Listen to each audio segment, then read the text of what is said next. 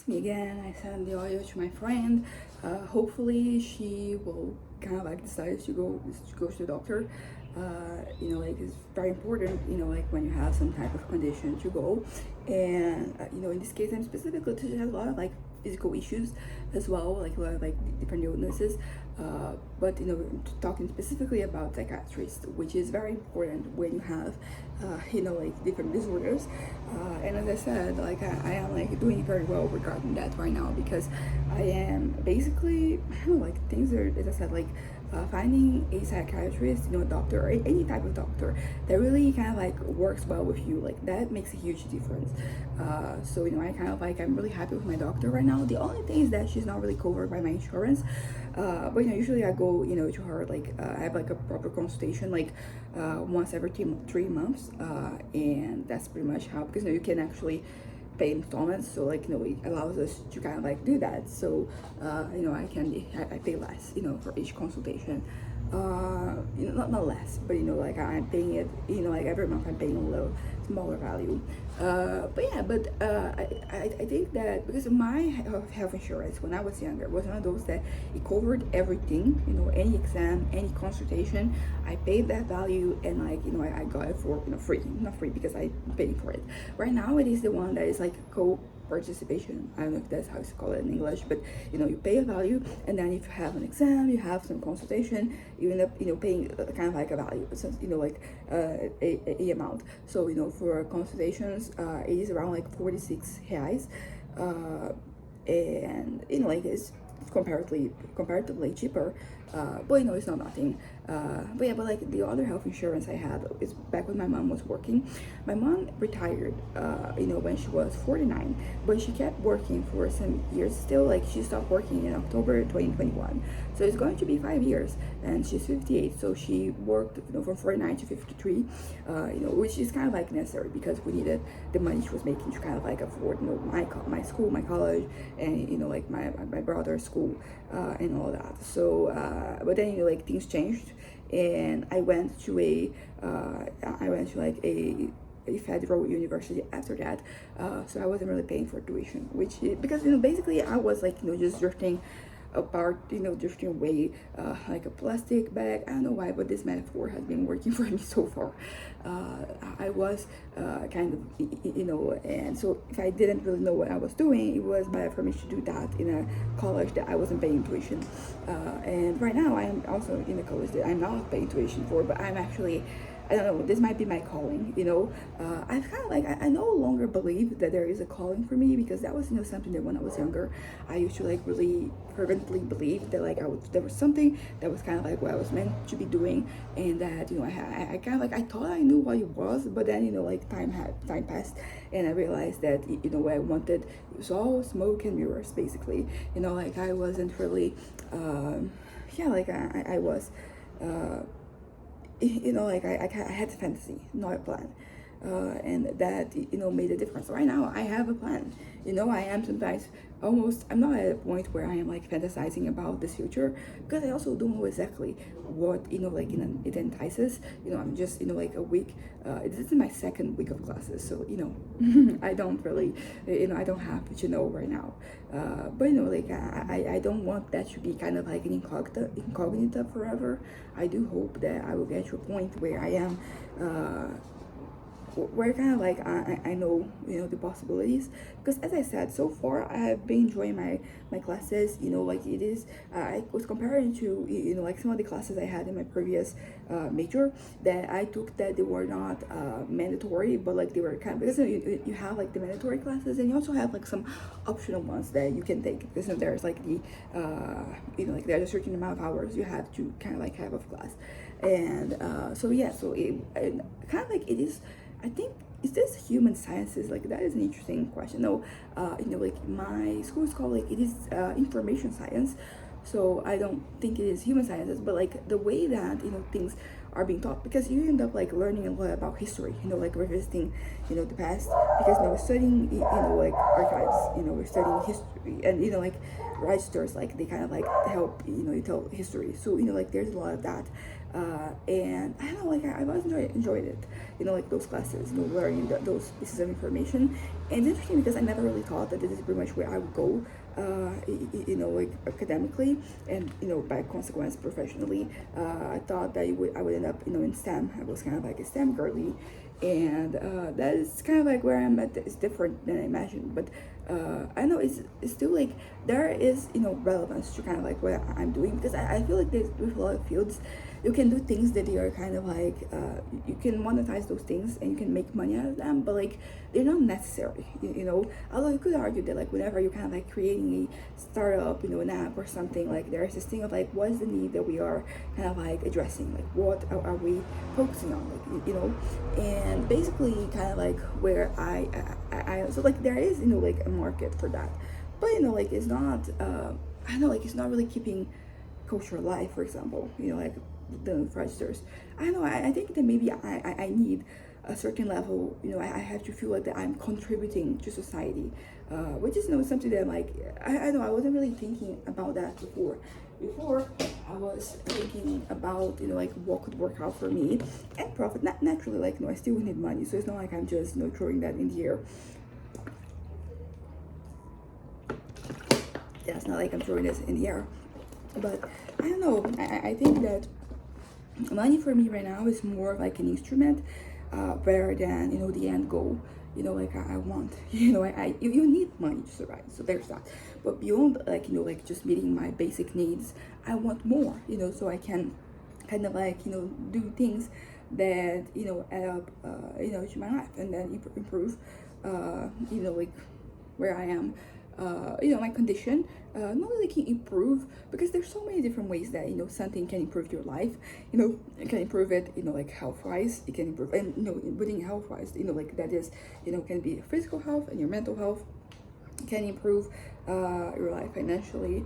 I mean, I'm talking about money, so like that is like that we kind of like the end goal. But like you can become more cultured, you can socially, you can improve your life, it can kind of like allow you to indulge in your hobbies, so like in a recreative way. I don't know if that is recreational, in a recreational way, like you can kind of like improve things. So as I said, but right now like I want it more as a tool. Like I know what really mattered to me, and as I said, like writing is always like up there, like that is pretty much my way of processing things, is my way of because in a way like nobody's reading, so I can really argue that is adding to society or anything, but like I do feel like I am kind of like contributing in a certain way, even if like, because that's the whole thing of like if a tree kind of like fell in the forest and nobody saw it, that it really fell. And I like that particular analogy because I feel like the answer is yes, because objectively like it still fell, but regarding like the impact that it had, like it didn't really have an impact. And it's a pretty much the same principle of like believing in a god, or kind of like finding religion, because like regardless of whether like those entities exist, like whether gods exist or not, yeah, kind of like, yeah, regardless of it, there is an impact. So people live their way, live their lives according to like those beliefs. So in a certain way you could argue that god or gods or deities or anything, like they do exist because of the impact that they have. So I think it's kind of like the same principle. And I think that when I was younger I used to be much more objective, in the sense that I was like, if you did fall, and that's that. But right now I'm more thinking about like subjectively, like because things, if like they don't have like an impact, if there is no interaction, there's no kind of like consequence, it's kind of like they still exist, as I said, like my books, they're still there, they still exist, but like nobody interacts with them. Like it doesn't really have that impact, it doesn't really have a point, but not that things have to have a point, like that is something that I've been working on myself for many years at this point, which is like the fact that things can I don't know, like, because like sometimes like you're thinking about impact on a global scale, about like, so, but sometimes like if it impacts one person, if it impacts me, then it does have value, then it does have a point. because it is not even like necessarily like a matter of like improving anything, but it does, as I said, like it's very transformative, for me, because I'm able to kind of like put my ideas, in perspective. I'm able to kind of like develop thoughts that I have. I'm able to kind of like create something, because the power of creation cannot be overstated. Like it said, even if like there's no interaction with that, because as I said, like I could argue that like writing is transformative in nature, and I don't think that anybody would contest that. Because you're kind of like creating something. Of course, it kind of like begets the question, like, just like, is everything transformative? Like, does everything have value and merit? And once again, like, value is subjective, because you could argue that, like, for something to have value, it has to kind of like intellectually, challenge something. It has to present something smart, for example. It has to have something to say. But, sometimes, thinking about books right now, like in general, if something can have value for you, like, for example, a very, sugary, romance, for example, I feel like that is, something that people criticize a lot. And it can have value to somebody. It can, even if like it is just distracting you, like that is, very powerful. Like I think that I've been kind of like almost indoctrinated in the power of, distractions, because sometimes like that's what you need to, like be able to kind of like distance yourself from, bad things, bad thoughts, and kind of like finding like those distractions. It's a challenge, because sometimes like you're gonna kind of like consume something that at that specific point is going to distract you, but like as soon as that is over, you go back to those thoughts. What I've been working on, with myself, is letting kind of like myself process those feelings via like those situations. So for example, when I am trying to do something in terms of relaxation, like meditation and all of that, I'm trying, I'm not pushing the thoughts away. This is something that they teach you in mindfulness. When you kind of like get these guided meditations, that is kind of like you're not pushing your thoughts away, like you're not. You're kind of like processing them, and just letting them be there. Because I feel like historically, when I was distracting myself, I was trying to push those thoughts away. And what I really needed to happen is to just allow myself to feel those emotions. Because once you feel them, like, the hold that has on you is much, like weaker. So, like you have to do that. But kind of like changing topics a little bit, something that I was kind of like thinking about yesterday when I was going to bed is longevity. So longevity is very important. Did I already start saying longevity? Okay, if I didn't, I don't think I concluded my thoughts. But what I'm trying to say is that like I want to live a long life. Like I'm at this point where I'm no longer craving death. I'm no longer looking forward to the end. I'm kind of like, for example, I'm kind of afraid of dying a little bit, like not like in a way that's paralyzing, but in a way that I'm like, I'm gonna be more cautious about the way that I kind of like do things, because like I want to continue to exist, and that is something that is very different from like how I've been dealing with things historically. Like as I said, like historically I have had issues with finding like the motivation and the will to live, and as I said, like I'm at this point right now where things, they still hurt, they still kind of like affect me, but I can kind of like like not compartmentalize them, but I can kind of like just exist with those thoughts in a way that isn't destructive, which is kind of like an issue that I've had, of like certain things to be very corrosive, in my brain. And sometimes, like when I'm feeling okay, some negative thoughts, not negative thoughts, but like some memories from like things that I've experienced, they come back, and they come back to haunt me, basically, because there's no other reason for them to kind of like exist. But it is worth noticing that that's the question, like, why does my brain, when everything is going great, why does my brain feel the need, like the urge to bring back those memories? Like it feels like I'm sabotaging myself, basically. And so depending on how I'm feeling, things are going to be more or less impactful, because some days like those thoughts, they come and I'm like, yeah, no, whatever, like you should be gone.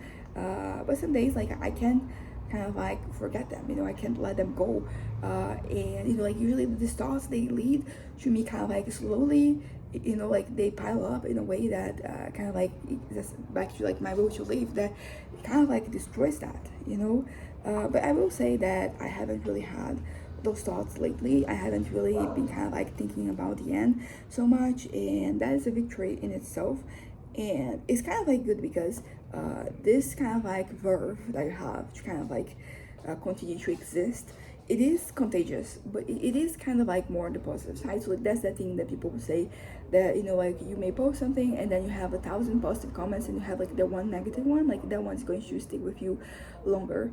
And I'm trying to change that mentality, like that particular process in my mind, because as I said, like I can be just like here enjoying life and just not caring about a single thing in the world, and then like those memories or thoughts, they come, and then they take away my peace, and that is that sucks. Basically, like that is not what I want. I want to think. I remember that when I was, I think it was like last year, because remember when I was writing, this very novel, my attitude at the time was very much like, I'm going to work on this, and once I'm done, it's over. And that I don't have like that idea anymore. I want to finish the novel, but not so I can like send myself kind of like rest in peace. Like that is something that kind of I don't know, it's kind of weird. But also something else that I've been kind of like reflecting on is that I think I mentioned yesterday, is that basically I have been kind of like, it's not that I'm considering religion, because I still don't believe in the things that are being said, the things that they believe happen. I'm like, yeah, I can't believe that, like it makes no sense to me. How would that happen? But as I said, like there is like a subjective aspect to it, as I said, where I'm like, I don't know, we're directing your thoughts and your intentions to kind of like another being. Like there's something powerful that there.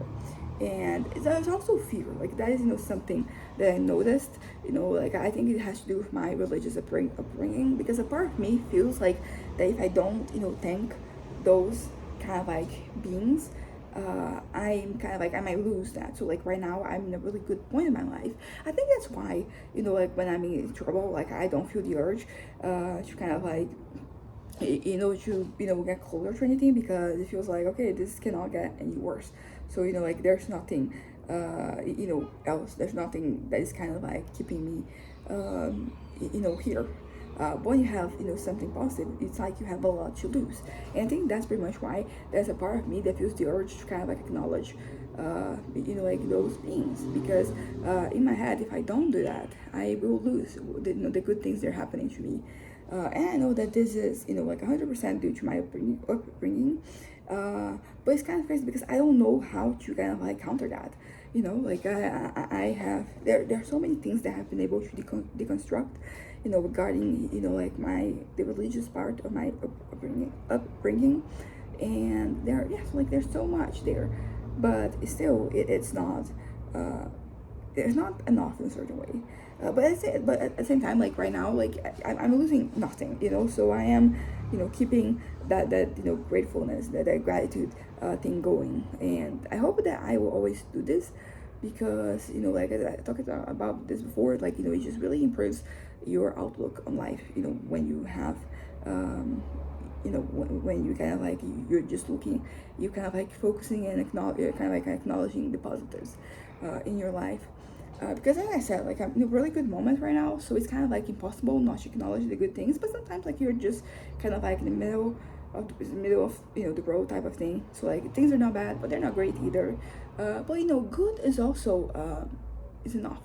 I think that's pretty much what I'm kind of like trying to say. Things, they don't have to be excellent all the time for me to like live a good life, for me to be able to do my things, because ultimately that's what it's all about.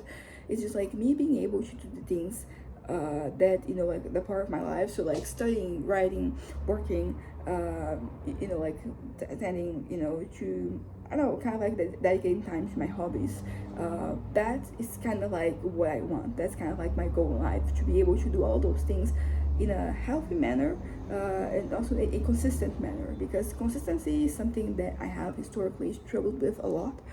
Like I kind of like have moments where I'm just super productive, and then there are other moments where I'm not productive at all, and there are all these negative thoughts and feelings that come from that. So like I also have to work on that. Like I have to work on myself so that even when I'm having these bad moments, I can still like be grounded in reality, and not start drifting away into getting into like any self-pity territories or anything like that. Self-pity is an interesting concept, because I don't think that I've indulged necessarily in self-pity, except when I'm like really depressed, like that does happen. But when I'm like normal, I don't really have a tendency to kind of like experience that particular emotion, self-pity emotion, that particular thing, and it's kind of it's an interesting dynamic. I think feeling sorry for yourself, feeling sorry for what you don't have, what you aren't, and the whole gratitude thing, like it really helps with that as well. So I think that the point is that you have to acknowledge things as they are, which sometimes involves negative things. But as I talked about before, like for so long I was acknowledging exclusively the bad things, and what I need right now is to like I don't know, because I feel that it's kind of like automatic thing, now a private thing, where once you start kind of like acknowledging those, you create this habit, you develop this habit in your brain where you can counter everything. uh, but yeah, so I think we're gonna wrap this up right now. Like there were other things I wanted to talk about, but like right now they all escape me. Yesterday when I was going to bed, there were some things that I was thinking, and I don't know. I think that it's helpful. I know, because sometimes I start, because I feel like these videos, like they really help me, put things into perspective, because basically I how do I put it? I don't know. I feel like sometimes, like when I'm just thinking something, or even when I'm saying things out loud, but like just to myself, it's kind of like I'm in this is an echo chamber, So when I put it out there, I make this public, even if nobody's watching. I'm kind of like I'm forced to kind of like face reality in a way that, like, if I was just like in my head, I wouldn't have to. But yeah, but there was something that was like the tip of my tongue that I was thinking about when I was laying down, and right now it's not really occurring to me. But I don't know, I've been thinking a lot about longevity, as I've already said, and I think that the key, that's not just like one thing that is key. I think there's like a series of different behaviors and tendencies that you can have that will help that. So for example, as I said, acknowledging things, being grateful for things is kind of like the next step, because also like I think that like I struggle with sometimes, like looking.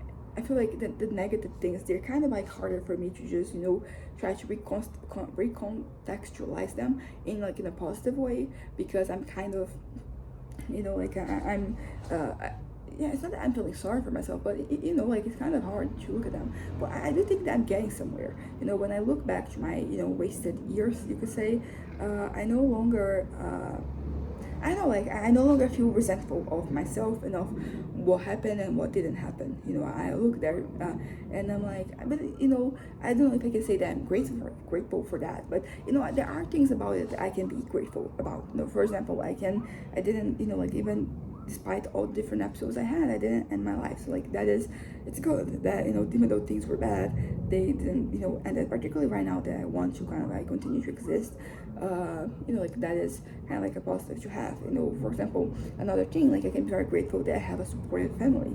That I have loving parents who help me through like those times, and who were willing to learn, because and of course, like there was no such thing as perfection. So there were things that were said and done that weren't particularly healthy or helpful. But like for all in all, like as I said, like the willingness to learn and to change is very important, and this is something that I hope that I always cultivate in my life, and I think that I will, because I come, as I said, from an environment where my parents, they have, like, they're not afraid to admit that they might have done something negative, something wrong, that they're kind of like learning, they're available and all that. So that is something that I think that I already have a tendency to kind of like do, because like this context in which I was brought up in. But something else that I was thinking yesterday when I was in bed, and that really kind of like made a difference, is that I'm finally at a point where I can acknowledge things, because for so long when thinking about like those wasted years, I'm adding quotation marks, because they were not wasted, but like that's how I felt for so long about them. So like saying like those things out loud, like it's very powerful, and it's been very transformative, to me. And also, like, the things that I say, the way that I phrase them, is not going to be accurate necessarily. So for example, I'm gonna say that I didn't really do anything, I didn't accomplish anything, and that's not objectively true. Like there were things that happened, but regarding what I wanted, like no progress was made, which is why I feel this way. And which is why I kind of like I want to say some of these things out loud, because I think it's going to be healing for me.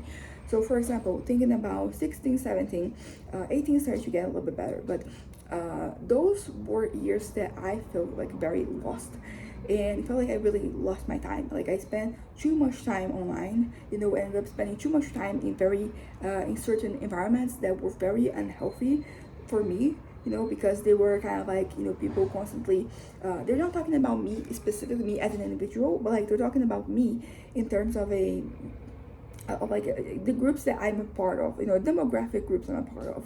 So like those are very bad experiences for me, because it kind of like got me to be, I ended up being very, it's kind of like, like I was walking on eggshells, and then people around me, they were walking on eggshells when they were dealing with me, because there was a lot of pain, there was a lot of like suffering from like those things, because they ended up connecting one another with my traumas. They end up reinforcing like certain notions of how like I should be and I could be, and that really changed how I viewed myself, even if I didn't want that to be the case. It's kind of like there were insecurities that were installed in my brain, and that just made me very, as I said, like was walking on eggshells, because anything and everything could be kind of like a something that would trigger me one way or another.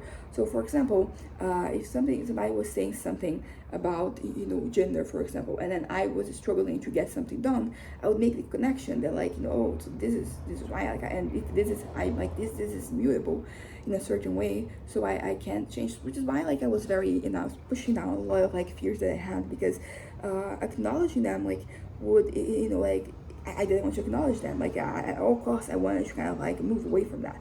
And as I said, like there was this interconnection between things, which pretty much means that yeah, like it meant that like one thing was so like this particular area, like so, I was talking about gender, like that's here, and then this will connect with, for example, ethnicity, with like my geographic location, which has to do with because there are things that they are very inherent to you, like that you can change, and there are things that have to do with like the culture you were inserted in, like so which country were you born in, like which socioeconomic bracket were you a part of, and like there are a lot of things. I'm privileged in a lot of different ways, but according to what was being said, there were a lot of things that were kind of like that like they were detracting from my capacity, which is pretty much the thing I was the most insecure about, which was like that I felt like I couldn't get something done, so much so that I felt like I needed divine intervention to get to that point, and that led to my delusions that like that was going to be the case, that like the future was right there and I was going to reach that. And it's ultimately it's a trap, basically, like those ideas, like they kind of like really, they pigeonhole you into like a certain square, you could say. This is a really bad square, this is a rectangle, but you get the notion.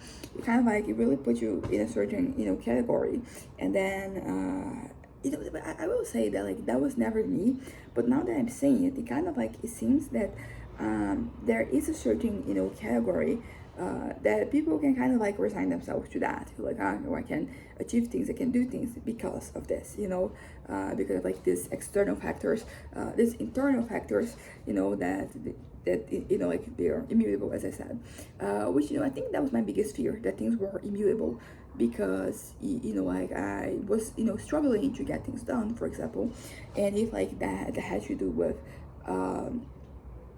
yeah, like immutable, like if that had to do with if like like these things that yeah, like, how do I put this, I was afraid that things were immutable, which meant that, like me struggling to get things done, it's not something I would ever be able to overcome. So, like there were all these very negative, feelings, and all this very, these things that were being said. Also, like, I think for the longest time I was kind of embarrassed to kind of like admit that things that were being said, that they affected me that much, because this whole thing of like sticks and stones may break my bones, but I only remember the Rihanna song. But like the idea that, like words, like they shouldn't have a way on you. But like, because the thing is that words, like they represent, certain beliefs that you have. And like those beliefs, they can kind of like be harmful. They can impact the way that, you interact with the world, the way that you vote, for example. So there is, something to, things that are being said. And I think that it's important to educate people, regarding, like those things. And it's kind of I don't know, like it's a rough process, because it feels like people, and they love to double down on what they think and what they believe in. And I don't know, it feels like that's the whole thing that people say sometimes, that why do good things happen to bad people, why do bad things happen to good people? And as I said, like I don't really believe there's any force that is kind of like conducting these things, but it is still because that's just the way that things happen, the way that the world is at. So some things, they're not immutable, but because they're so entrenched in the way that the system works and how society works, that you're kind of like, I said once again, you're pigeonholed into like a certain corner, and like you kind of like struggle to like get to get out of it. Like it requires like a human, like amount of, like human strength or effort or whatever, but also, good circumstances, like things have to align themselves to work a certain way for you to escape those corners that we are kind of like, pushed, against.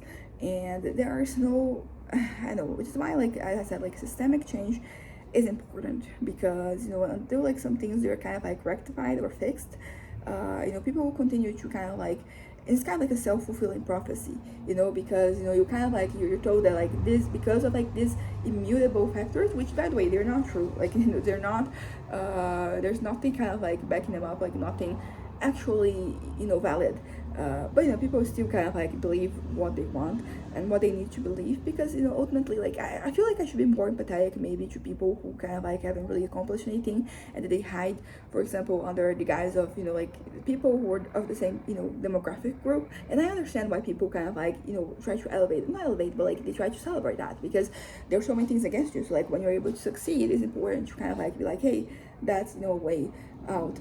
Naturally, you have to change things for that to become more of a norm, but that's a whole other issue that I don't want to get into right now.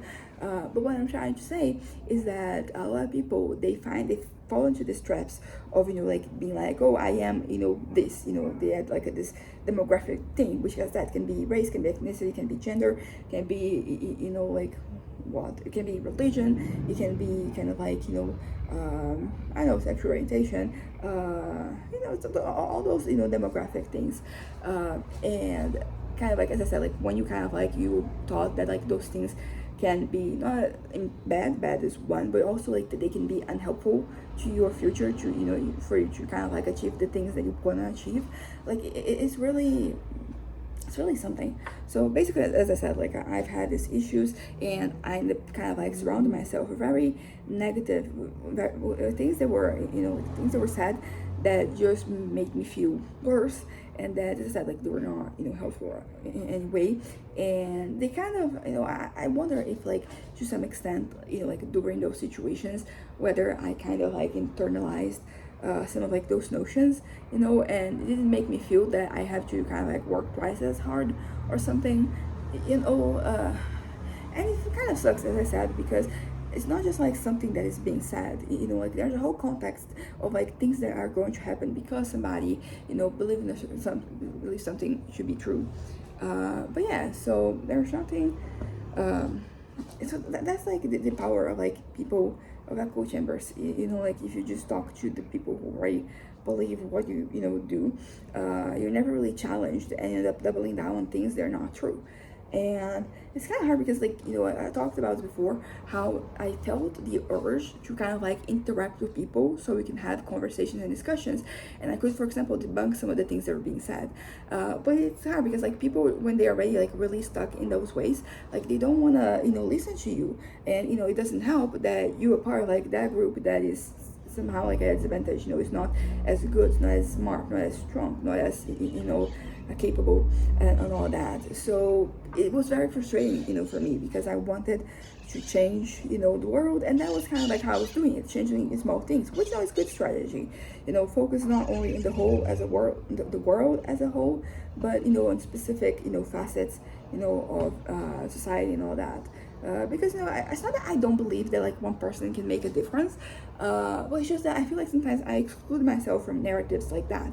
You know, I'm not really investing my time and effort into kind of like, you know, changing anything. And I mean, a part of me, it has to do with like me being very resigned to the fact that I tried it in the past and it didn't work. You know, it didn't really happen. You know, like I achieved nothing in those attempts. And you know, I don't know, like I'm just kind of like removing myself from the situation, which I know objectively is wrong and is not the right thing, because if I have, you know, the capacity of saying something, I should say something.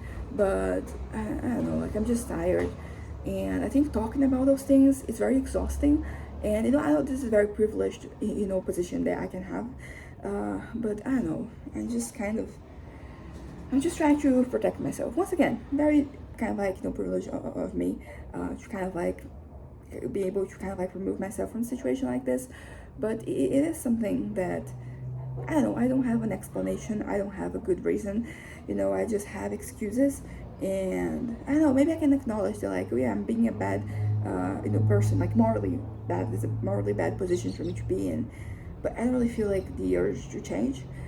Because as I said, like I believe that, you know, a person can make a difference, particularly if like that person is inspiring people to kind of like join them in their, you know, crusade or whatever. But I don't know, I don't feel like that I can make a difference, you know, and putting myself in those environments is really good for my mental health. So you know, I try to remove myself from the situation.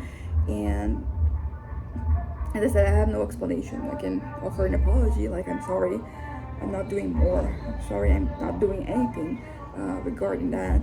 But I don't know, like you could argue that like I've already made some of a difference, because I feel like by bringing different positions, there are some things that, you know, like my parents, I think they're more, you know, like I think I might have, for example, changed them the way that they see the world a little bit. I might have added a different perspective and made them kind of like reflect more, because sometimes like it's very tempting for you to just, for example, see one article, like one piece of news, and be like, oh, this means that, you know, like this is bad because of this, like this person is, you know, this is unfair or whatever. But like it's kind of important for you to try to look at from like a different perspective, because people, they do things, there are motivations there. Sometimes the motivations are, you know, irrational and illogical, but they're still, you know, something, you know. So I think that like my parents, they right now, like whenever they, sometimes they will listen to something, they will hear something, like they kind of like have been able to add, you know, trying to look from like a different perspective, you know, instead of like just seeing like, oh, this is bad, you know, because these buzzwords are being used here.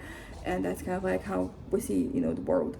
And yeah, so that's kind of so I do believe that like an individual can make a difference, but it is very hard for, you know, like a person, you know, like what really you know, makes a difference is, you know, like if you can change the mind of like one person, that's like one more person in like in your circle, you know, so that can kind of like change like that. But I'm kind of I'm not even trying to change anyone's mind. Like I'm thinking about me and my writing, you know, like I'm not even trying to kind of like, I mean, I'm exposing the way I think about things. So if somebody were to read it and change their mind, that would be great. But that's not really the goal here for me at this point. And I think it has to do with the fact that I don't really have a whole lot of reach, which ultimately I think what really informs the way I see the world and the way I make decisions. Because I am, as I said, like I don't know, like as I said, like I believe that, but it doesn't really. I feel like it's not really applicable to, you know, like my life specifically. So yeah, I think I'm gonna wrap this up right now. I have to have lunch so we can, we're gonna go out to help my grandma, and I have like these packages to kind of like post. So excited about that. So anyways, bye.